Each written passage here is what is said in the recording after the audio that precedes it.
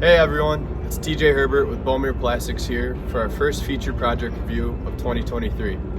Today I'm going to show you how we produce this part, which simulates real-life firefighter training without actually being exposed to heat, smoke, or really any risk at all. Let's go have a look. Let's begin with a quick glimpse of the part. You see the frosted part that I was just holding, which is the front piece in this picture? It is fully assembled in the field and ready for use. The process begins with an extruded sheet of 1/2 inch clear polycarbonate. We remove the paper masking from both sides and put the sheet in a drying oven to remove any moisture from the material prior to forming.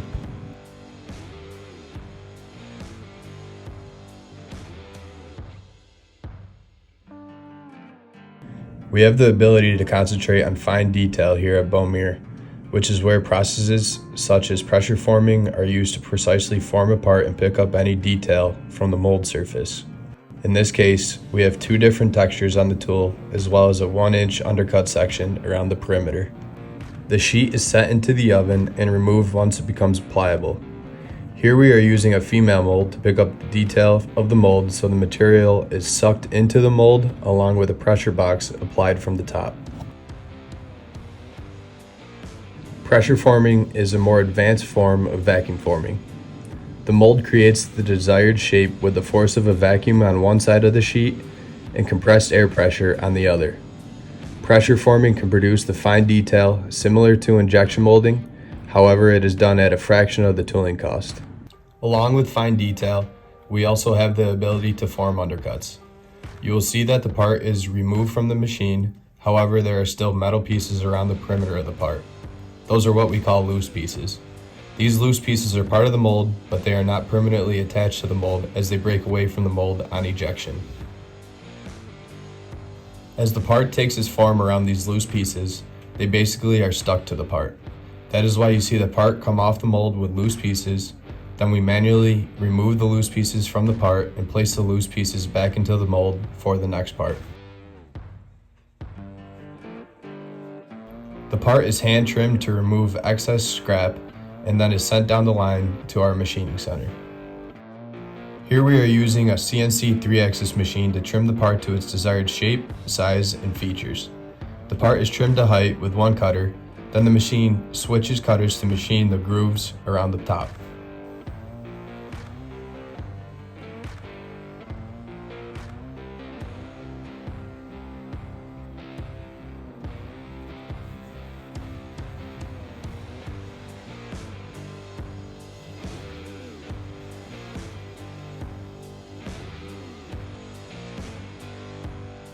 With the same cutter, we machine holes in the top where you just saw the grooves being machined, which are used down the line to assemble support brackets.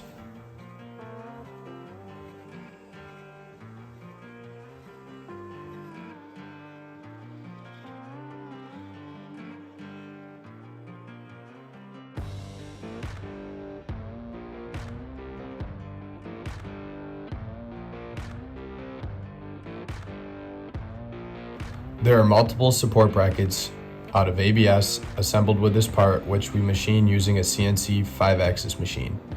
As the parts are being machined, we are also simultaneously installing brass inserts into these support brackets. As all of this is going on, we go down the line to the assembly area where we finish up these parts. As I previously mentioned, there are multiple support brackets assembled along the perimeter as well as a middle bracket.